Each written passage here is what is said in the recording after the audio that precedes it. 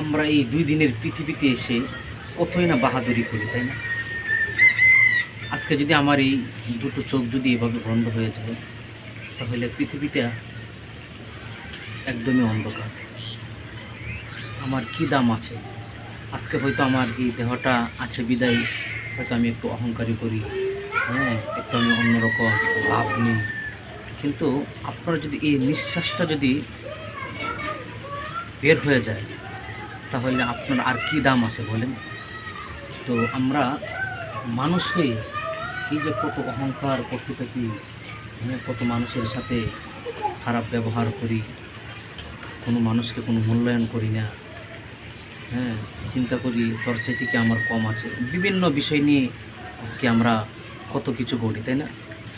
তো সব কিছুই হচ্ছে উপর আল্লাহর দান।